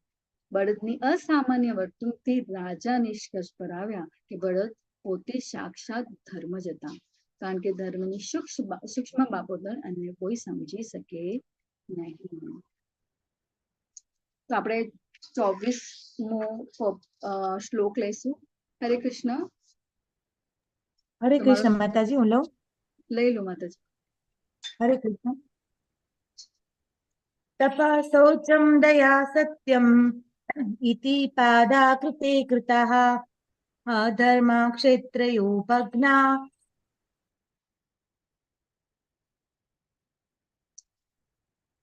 સમ્ય સંગ મદૈતવ. હરે કૃષ્ણ. અવાજ આવી રહ્યો છે મારો? હા માતાજી. હા માતાજી. માતાજીનો અવાજ જતો રહ્યો એવું જ નેટવર્કમાં. હરે કૃષ્ણ. લઈ લો માતાજી તો અનુવાદ. હરે કૃષ્ણ. સત્યયુગમાં તપ, શુદ્ધિ, દયા અને સત્યના 4 સિદ્ધાંતો વડે તમારા 4 પગ સ્થાપિત થયેલા હતા, પણ એમ દેખાય છે કે ગર્વ, ત્રિસંગ અને નશાખોરી એ 3ના રૂપમાં દેખાતા વ્યાપક અધર્મને લીધે તમારા 3 પગ નષ્ટ થઈ ગયા છે. હરે કૃષ્ણ. હરે કૃષ્ણ. તો આનો પર્પટ અને આ સિદ્ધાંતો, ધર્મના સિદ્ધાંતો ખૂબ જ ઇમ્પોર્ટન્ટ ક્વેશ્ચન્સ પૂછવામાં આવે છે જ્યારે ઇનિશિયેશન માટે આપણે જઈએ છીએ, અને જ્યારે પણ એનું એક કહેવાય ને સમપ અને એ કયા આધારમાં છે અને જ્યારે આપણે દીક્ષા લઈએ છીએ ત્યારે જે શેલ્ટર લીધા છે એમાં સ્પેસિફિકલી જ્યારે શેલ્ટર લીધા છે એને જ્યારે 6 મહિના પછી કે ક્યારે પણ જ્યારે ગુરુ મહારાજની કૃપા થશે ત્યારે ઇનિશિયેશન માટે જાય, તો જ્યારે ઇનિશિયેશન માટે જાય એના પહેલા જ્યારે આપણને ગુરુ મહારાજ આપે એમની માળા, ત્યારે આ સ્પેસિફિકલી પૂછવામાં આવે છે કે શું છે, હે ને, for which are those 4 regulative principles અને એના સિદ્ધાંતો કેના ઉપર છે. તો અહીંયા આપણે જોઈએ કે તપ, શુદ્ધિ, દયા અને સત્યના, હે ને, પણ એ શું છે? તો હવે આપણે જોઈએ કે આપણે આગળ જોયું કે શું હોવું જોઈએ. વિકસિત સંસ્કૃતિના 4 સિદ્ધાંતો આપણે જોયા કે આ વિકસિત સંસ્કૃતિ ક્યારે હતી? સતયુગમાં. હમણાં શું છે? કળિયુગમાં. આપણે ફેર જાણીએ છીએ કે ફેર શું છે. જે રીતના 50%, 25% ને હમણાં કેવું 75%. જ્યારે સતયુગ હતું તો પૂરેપૂરું 100% હતું. પછી ત્રેતાયુગ આવ્યું તો 50%, દ્વાપર યુગ આવ્યું તો 25% અને હમણાં 75, 50 and 25 હમણાં સોરી. તો ત્રેતા યુગમાં 75, દ્વાપર યુગમાં 50 અને કળિયુગમાં 25%. અને 25%માં પણ એ ધીરે ધીરે નાશ થઈ રહ્યું છે. તો આ શું હતું? વિકસિત સંસ્કૃતિના 4 સિદ્ધાંતો સતયુગના વિશિષ્ટ લક્ષણો હતા: તપ, શુદ્ધિ, દયા અને સત્ય. વિકસિત સંસ્કૃતિ એટલે શું? કે દરેક મનુષ્ય ખરી રીતે શ્રેષ્ઠ કક્ષાના બ્રાહ્મણો અને આશ્રમ વ્યવસ્થામાં તે સૌ પરમહંસો એટલે કે સંન્યાસી જેવું કોણ હતું? સર્વોત્તમ કક્ષાના હતા. હવે આશ્રમો આપણે જાણીએ કે શું હતું? આશ્રમ વિશે કોઈ જાણે છે? શું છે? કયા 4 આશ્રમો છે આપણા? બ્રહ્મચર્યાશ્રમ, ગૃહસ્થાશ્રમ,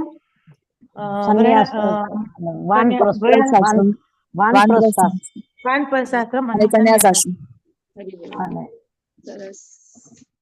તો એ લોકો શું હતા? માયાને આધીન નહોતા. જ્યારે સતયુગ હતો તો કોઈ માયાને આધીન નહોતા, પણ હમણાં ધીરે ધીરે આ સિદ્ધાંતો શું છે?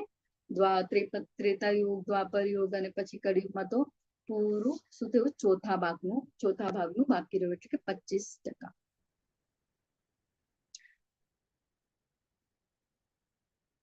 સાચા કે ખોટા અભિમાનથી શું થાય છે? તો તપના ફળ રૂપે કર્મ દૂષિત થાય છે. અતિશય સ્ત્રી સંગથી શું થાય? તો શુદ્ધિ બગડે છે. અતિશય નશાથી શું થાય? તો દયા નષ્ટ થાય છે. અને અતિશય જૂઠ એટલે કે ખોટું પ્રચારથી શું થાય છે? સત્ય નષ્ટ થાય છે. કળિયુગમાં શું થાય છે? વિકાસની સાથે સાથે લોકો અભિમાની, સ્ત્રીઓ પ્રત્યે આસક્ત અને નશાખોર થતા ગયા. આ બધામાંથી કોણ ઉગારી શકે? એની યોગ્ય દવા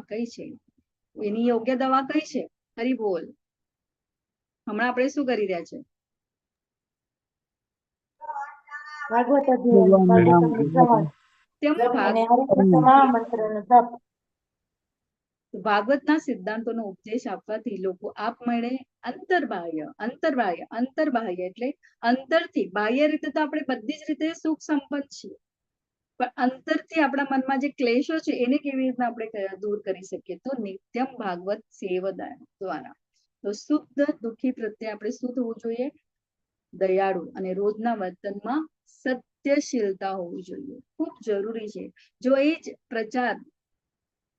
પ્રચાર કરવાથી પણ આપણે કેવી રીતના સેવા કરી શકીએ છીએ ને? હમણાં હવે આપણો બેચ શરૂ થાય છે, તો આપણે શું કરવું જોઈએ? આપણને જે લાભ થયો આપણે 3 લેવો જોઈએ ને, કે આ યર એન્ડ થતા નેક્સ્ટ બેચમાં મારા તરફથી 10 જણ તો જોવા જ જોઈએ. હું બધાને રિક્વેસ્ટ કરીશ કે પ્લીઝ એ કરજો.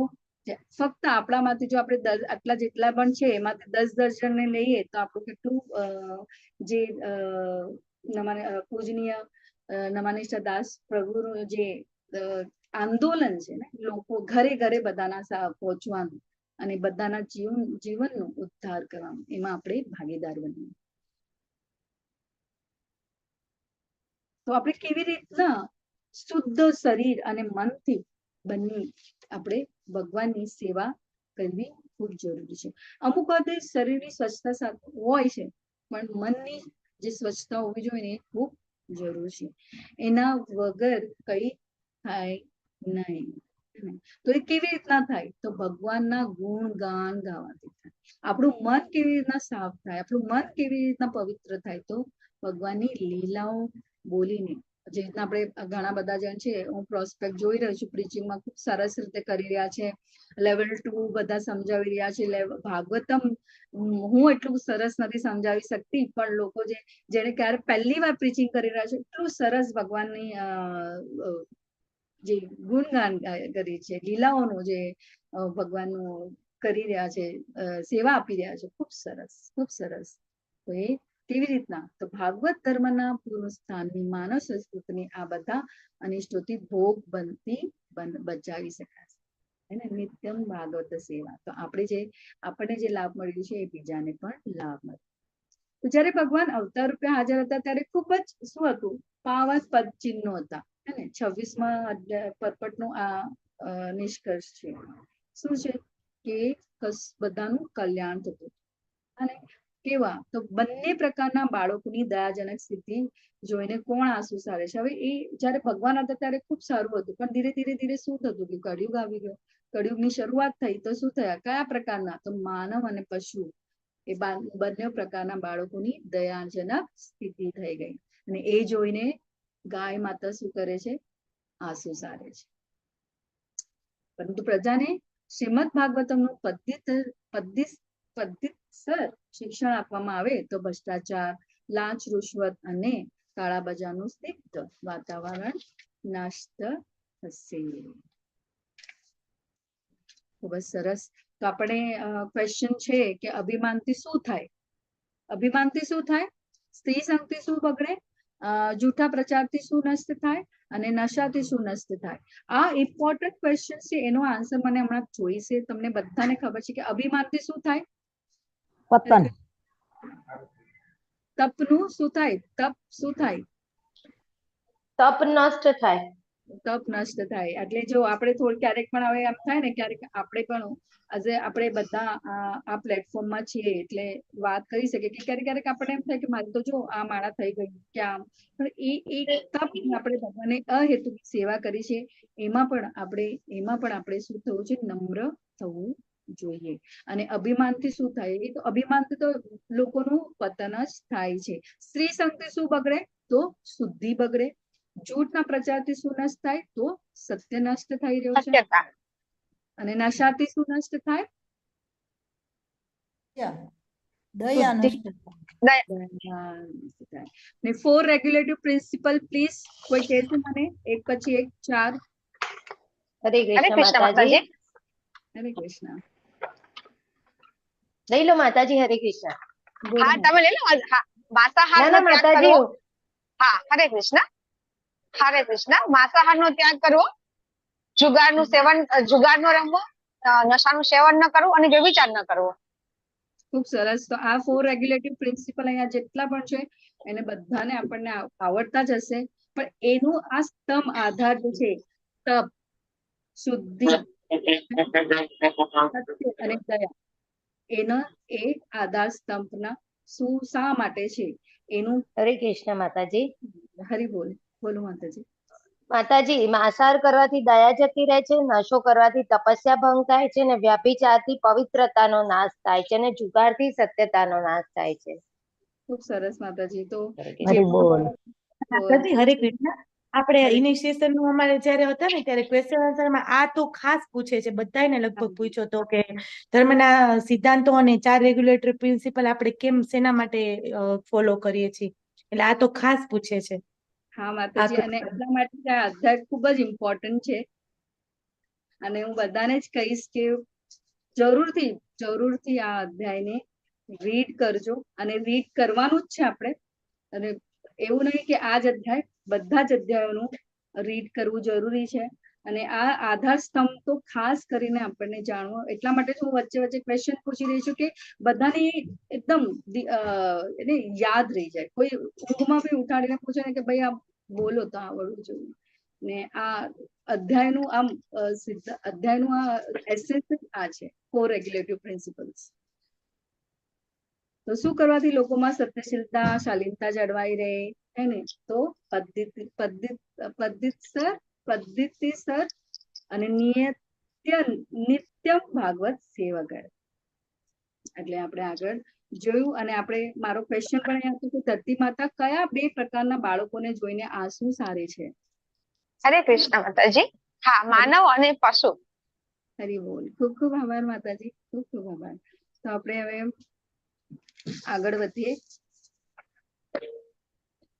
28મો શ્લોક. પછી હું મને ખ્યાલ છે કે સમય લઈ રહી છું, પણ આ અધ્યાય જેવો ઇમ્પોર્ટન્ટ છે. તો હરે કૃષ્ણ માતાજી. આગળનો ક્વેશ્ચન શું હતો માતાજી? આગળનો ક્વેશ્ચન નિત્યમ ભાગવત સેવા કરવું જોઈએ, એનો ક્વેશ્ચન આખો માતાજી ફરીથી રિપીટ કરશો જરા? ક્વેશ્ચન નહીં સમજાણો. હા, શું કરવાથી સત્યશીલતા અને શાલીનતા જળવાઈ રહે? ઓકે. હા, હરે કૃષ્ણ. તો મારા જ 28મા શ્લોક નું પર્પટ હું રીડ કરીશ, સમપ લઈશ કે મહારાજ પરીક્ષિત બળદરૂપી ધર્મને અને ધરતી માતા રૂપી ગાય માતાને સાત્વના આપી રહ્યા છે. અને કે એને તેના માટે કોના માટે? કલીની સામે ખડક લઈને ઉભા છે. કળિયુગની વ્યાખ્યા આપણે જાણીએ છીએ હે ને? અને શું છે કળિયુગની વ્યાખ્યા? કે શાસ્ત્ર નિષેધ એવા બધા પાપો જાણી જોઈને કરી હે ને? ખૂબ જ જરૂરી છે. આપણે જોઈએ કે લોકો જાણી બૂજીને લોકોને કેવી રીતના પરેશાન કરવું, ત્રાસ આપવો હે ને? તો એના માટે હવે આપણે શું કરવું જોઈએ કે એને છોડી દેવું જોઈએ? આપણે એના પ્રત્યે ઉદાસીન ના રહેવું જોઈએ. જ્યારે વરસાદ પડે તો આપણે શું કરીએ છીએ? પ્રિકોશન લઈએ છીએ કે નહીં, વરસાદ પડ્યો તો ચલો પડ્યો તો ભીંજાઈએ. ના, આપણે છત્રી લઈને બહાર જઈએ જ છીએ હે ને? ખૂબ સરસ રીતે પપટમાં પ્રભુપાદે આપણને કીધું છે કે આપણે એના તરફ શું કરવું છે? એવા લોકો સમક્ષ શું કરવું જોઈએ? પગલા લેવા જોઈએ. અને અહીંયા પરીક્ષિત મહારાજ પણ એ જ કરી રહ્યા છે. શું કરી રહ્યા છે? કે પોતાના પ્રજાનું રક્ષણ. આગળ વધીએ તો રાજા પરીક્ષિત જેવા ક્ષત્રિયના પડકારથી રાજવંશી પોશાક ધારણ કરેલા કલી એમના શરણે આવે છે. એમની સાથે લડવાનું એનું ગજું નથી. કલીને શરણે આવેલો જોઈ રાજા પરીક્ષિત દયાળુ ને ભલા રાજા ક્ષમા આપે છે, પણ તેને કોઈ પણ સંજોગોમાં તેના રાજ્યમાં પ્રજાજન તરીકે વસવા દેવાય નહીં. એટલે વ્યંગ્યાત્મક રીતે કહે છે ને કે એને એ રીતે કહે છે કે તું મારા રાજ્યમાં તું રે, પણ મારા રાજ્યમાં નહીં. પરીક્ષિત મહારાજનું રાજ્ય જ્યારે શાસનકાળ હતો તો કેવું શાસનકાળ હતું? બે એવા રાજા હતા જે કૃષ્ણ ભગવાને એમને ખાસ એના માટે જ ધર્મની સ્થાપના કરવા માટે આપ્યું હતું. કોણ હતું? એક પરીક્ષિત રાજા અને બીજું કોણ? યુધિષ્ઠિર મહારાજ. હરી બોલ. એવા છે કે જે રાજાઓ ભગવાનની એવી ઈચ્છા હતી કે બે રાજાઓ, મહારાજ યુધિષ્ઠિર અને મહારાજ પરીક્ષિત જેવા તેમના વંશજો જેવા આદર્શ રાજાઓ દુનિયા પર રાજ્ય કરે. એવી રીતના પ્રજાજન તરીકે રાજ્યમાં ક્યારે પણ એવા લોકોને વસવા દેવાય નહીં. એવી જ પરિસ્થિતિ જ્યારે આપણા રાજાઓ વડાઓ એટલે કે લોક નેતાઓ અગર જો નિત્યમ ભાગવત સેવા કરે તો આપણું જીવન કળિયુગમાં પણ શું થઈ જાય? એકદમ સરળ અને સહજ. સત્ય ધર્મના પાયાનો સિદ્ધાંત છે અને બધા ધર્મોનું અંતિમ લક્ષ્ય પરમેશ્વરને પ્રસન્ન કરવાનું છે. ભગવાનને પ્રસન્ન કરવું હોય તો કળિયુગમાં આપણે શું કરવું જરૂરી છે? કોઈ કહેશે ભગવાનને પ્રસન્ન કરવું હોય તો આપણે શું કરવું જરૂરી છે?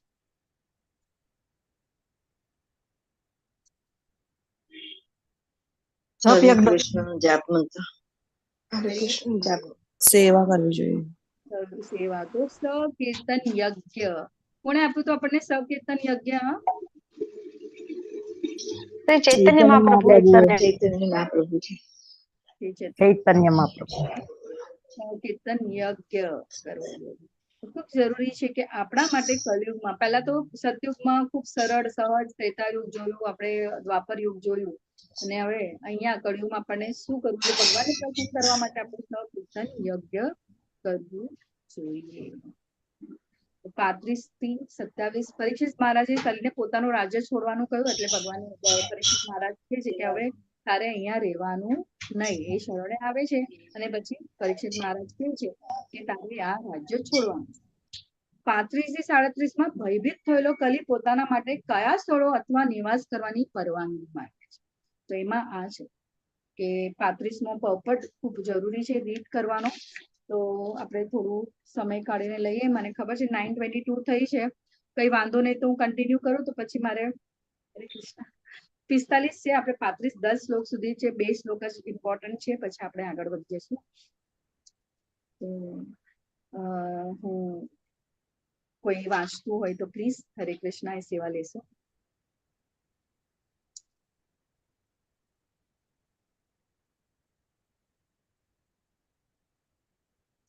ઓકે, હરે કૃષ્ણ. તો 35મો. હરે કૃષ્ણ માતાજી, હું જોબ પર આવી ગઈ છું ને ભાગવતમ ઘરે છે. વાંધો નહીં માતાજી, ખૂબ સારું તમે શ્રી સુત ગોસ્વામીએ કહ્યું, મહારાજ પરીક્ષિત વડે આવી રીતે આદેશ પામેલો કલી ભયથી કાંપવા લાગ્યો. પોતાની સમક્ષ યમરાજ જેવા રાજાને પોતાને મારી નાખવા માટે તૈયાર ઉભેલો જોઈને કલીએ રાજાને આ પ્રમાણે કહ્યું.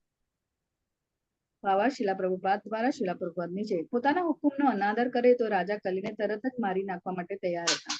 ન તો તેને જીવતો રહેવા દેવામાં તેને કોઈ વાંધો નહોતો. કલીએ પણ વિવિધ પ્રકારની સજાઓમાંથી છૂટવાનો પ્રયત્ન કર્યા બાદ નિશ્ચય કર્યો કે તેણે શરણાગતિ લેવી જોઈએ. તેથી મૃત્યુના ભયથી તે કાપવા લાગ્યો. રાજા કે શાસક એટલો શક્તિશાળી હોવો જોઈએ કે કલીની સામે પણ યમરાજની માફક ઉભો રહી શકે. રાજાની આજ્ઞાનું પાલન થવું જોઈએ, નહીતર ગુનેગારનું જીવન જોખમમાં જ હોય. રાજ્યની પ્રજાના રાબેતાના જીવનમાં ઉત્પાત મચાવનાર કલી પુરુષો ઉપર રાજ્ય કરવાની એ જ રીત છે. અને હવે એ રીત આપી અને પછી ભગવાન 38 અને 40માં શ્લોકમાં પરીક્ષિત મહારાજ 5 સ્થળો પર પરવાનગી રહેવાની પરવાનગી આપે છે. કયા સ્થળો છે એમાં? તો એ સ્થળો છે. હરે કૃષ્ણ માતાજી. હા, કહું માતાજી? હા, એટલે પેલા પરીક્ષિત મહારાજ તો એમ કે છે કે પેલા તો દંડ જ દેવાનું કે છે, પણ કલી એના શરણે આવે છે, એટલે શરણે આવવાનું તો આપણે જાણીએ છીએ તેમ ભગવાનના ભક્તો છે એમનું રક્ષણ કરે છે. અને પરીક્ષિત મહારાજ તો ખૂબ જ ભગત ભક્ત હતા, એટલે એને એ છૂટ આપે છે અને એને માફ કરે છે અને કે છે કે બોલ તારે શું જોઈએ છે. તો પેલા તો કે છે તું અહીંથી જતો રહે, પણ કલી કે છે કે ના, મને રહેવાની છૂટ આપો એમ કે છે. એટલે પેલા એમ કે છે કે જે જગ્યાએ પશુવત થતો હશે તે જગ્યાએ રહેવાનું હા પાડે છે પરીક્ષિત મહારાજ. પછી જે જગ્યાએ દારૂનું સેવન થતું હશે, વ્યસન નશો થતો હશે, એટલે ત્યાં રહેવાની પરમિશન આપે છે. પછી જ્યાં જુગાર રમાતો હશે ત્યાં રહેવાની પરમિશન આપે છે. અને જે જગ્યાએ વ્યભિચાર થતો હશે ત્યાં રહેવાની પરમિશન આપે છે. તો કલી મહારાજ પછી પરપટમાં એમ કે છે કે ભાવાત્મા પ્રભુપાદ એવું સમજાવે છે કે કલી મહારાજ એમ કે છે કે તમારું રાજ્ય તો ખૂબ જ જેને કહેવાય કે સુનિશ્ચિત, સુવ્યવસ્થિત અને શક્તિશાળી છે. તો આમાં તો તમારા રાજ્યમાં તો આમાં અત્યારે કશું જ આવું નથી, તો હું ક્યાં રહું એમ. એટલે ખરેખર આપણે ખબર છે કે પરીક્ષિત મહારાજ પરીક્ષિતનું રાજ્ય છે રામ રાજ્ય જેવું હતું, કે ત્યાં આવું કોઈ જ વ્યભિચાર કે માંસાહાર કે દારૂ કે એનું સેવન જુગારનું કોઈ કરતા નહોતા. તો પછી કલી એમ કે છે કે હું કેવી રીતે, આમાં તો મારી પાસે રહેવાની કોઈ જગ્યા નથી તમારા રાજ્યમાં કે.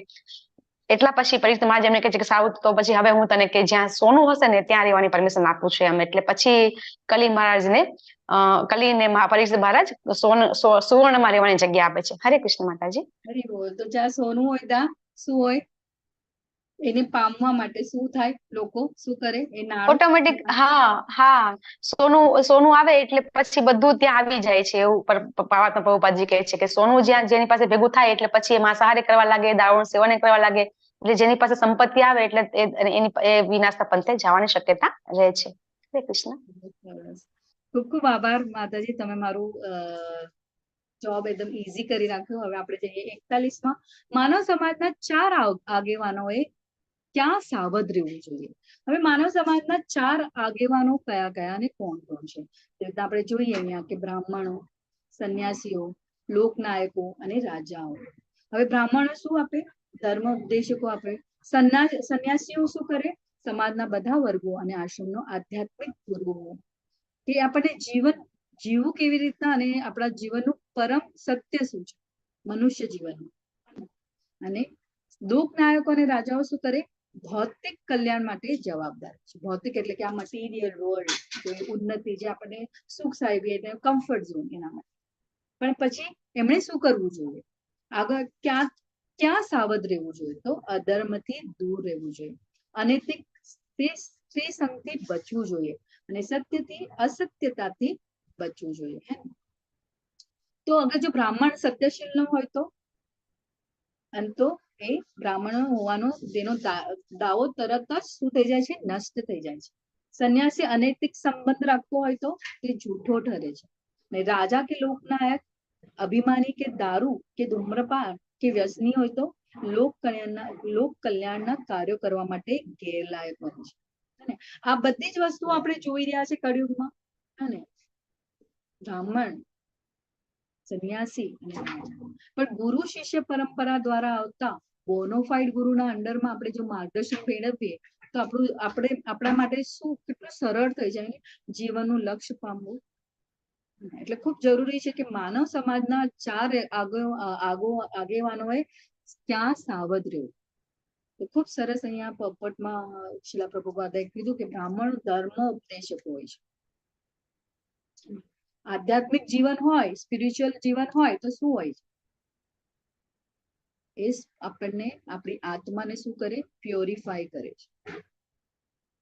ખૂબ સરસ રીતે આપણે આગળ વધીએ. હવે હરે કૃષ્ણ માતાજી. એટલે આમાં આપણે એવું સમજી શકાય ને કે જે બ્રાહ્મણ હોય એ આપણે શિક્ષા ગુરુ છે, સંન્યાસી હોય એ આપણા આધ્યાત્મિક ગુરુ છે, અને લોક સેવકો અને રાજાઓ છે એ આપણા ભૌતિક સુખ સુવિધા માટે છે. બરાબર ને માતાજી? હા, હરી બોલ માતાજી, ખૂબ સરસ. આના ક્વેશ્ચન શું એ છે કે માનવ સમાજના કયા કયા ઉપદેશકો છે, અને હા, ખૂબ સરસ રીતે તમે એક્સપ્લેન કર્યું. આભાર તમારો. એવી રીતના આપણે લઈ શકીએ. 42 થી 45 પરીક્ષિત મહારાજનો ભવ્ય શાસનકાળ બધા જાણે છે કે શું. 41મા શ્લોકમાં શું છે? પ્રગતિશીલ સુખાકારની ઈચ્છા રાખનારો કયા 5 સ્થળોથી સાવધ રહેવું જોઈએ? 42 થી 45 પરીક્ષિત મહારાજે નષ્ટ થયેલા પગ ધર્મપુરુષ બળદના પુનઃ સ્થાપિત કર્યા અને પ્રોત્સાહક કાર્યોથી ધરતીની સ્થિતિમાં પૂરતો સુધારો કર્યો. એટલે આપણે 42મો પોપટ વાંચશું. ખૂબ જ જરૂરી છે કે પોપટ વાંચવું, અને પછી 45મું વાંચશું, અને પછી પૂર્ણાહુતિ કરશું. એટલે તમે આ બધા જોડાયેલા રહ્યા એના માટે ખૂબ ખૂબ આભાર.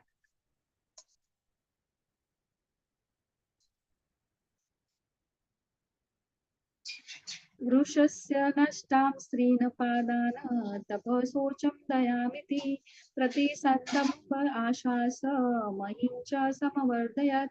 તે પછી ધર્મ પુરુષના નષ્ટ થયેલા પગ રાજાએ પુનઃ પ્રતિષ્ઠિત કર્યા અને પ્રોત્સાહક કાર્યોથી ધરતીની સ્થિતિમાં પૂરતો સુધારો કર્યો.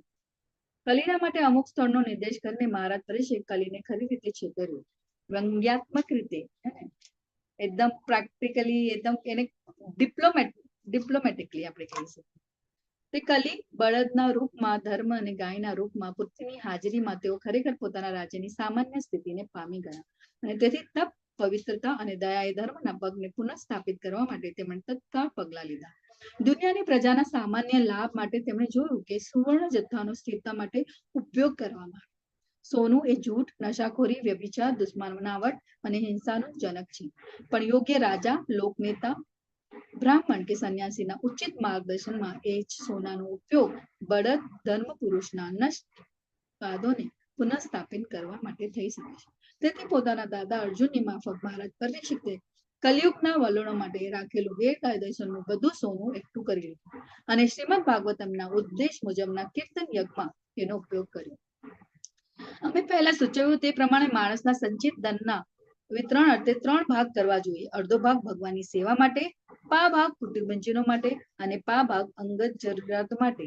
આનો પણ ક્વેશ્ચન પૂછી શકે છે, તો એની પણ તમે નોંધ લેજો.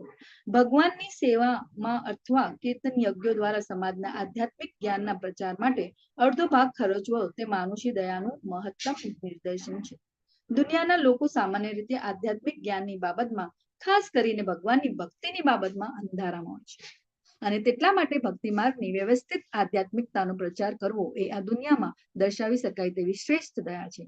પોતાના સંચિત ધનનો અડધો ભાગ ભગવાનની સેવામાં અર્પણ કરવાનું જ્યારે દરેકને શીખવી દેવાશે, ત્યારે તપ, શુદ્ધિ અને દયા આપમેળે પર્વતશે, અને તેથી ધર્મના નષ્ટ થયેલા 3 પાયા આપમેળે સ્થાપિત થશે.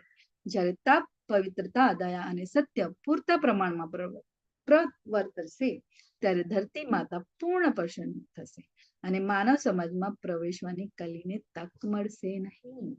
ખૂબ સરસ. આ પોપટ ખૂબ સારો છે, અને આપણે આ બધા જ અધ્યયનોને આ મેઇન જે એનું સિદ્ધાંતોનું, અને એ સિદ્ધાંતોને આપણે આપણા જીવનમાં કેવી રીતના ઉતારો એના વિશેની આપણને સમજૂતી આપે છે. 42 થી 45 પરીક્ષિત મહારાજે નષ્ટ થયેલા પગ ધર્મપુરુષ બળદના પુનઃ સ્થાપિત કર્યા અને પ્રોત્સાહક કાર્યોથી ધરતીની સ્થિતિમાં પૂરતો સુધારો કર્યો. એ આપણે જોયું પોપટમાં કે કેવી રીતના સોનું સંચિત કરે છે, અને પછી એ યજ્ઞ, કીર્તન યજ્ઞમાં ઉપયોગ કરે છે. ખૂબ સરસ. અહીંયા ભગવાન દ્વારા રચેલી આ દુનિયાને કેવી રીતના ભાગવત સેવા, અને આપણે બે સેવાથી ભગવત ધામ આપણે જઈ શકીએ છીએ. ફક્ત સેવા, અહેતુકી સેવા, નિરંતર ભગવાનનું સ્મરણ અને ચિંતન કરીને. આપણે જોઈએ અહીંયા કે નષ્ટ થયેલા કેવી રીતના અનૈતિક, અહીંયા જોઈએ કે આપણે મહારાજ પરીક્ષિતની માફક આપણે શું કરવું જોઈએ. પરીક્ષિત મહારાજ જેવા હમણાંના જે કળિયુગના જે લોક નેતાઓ છે, એમને શું કરવું જોઈએ?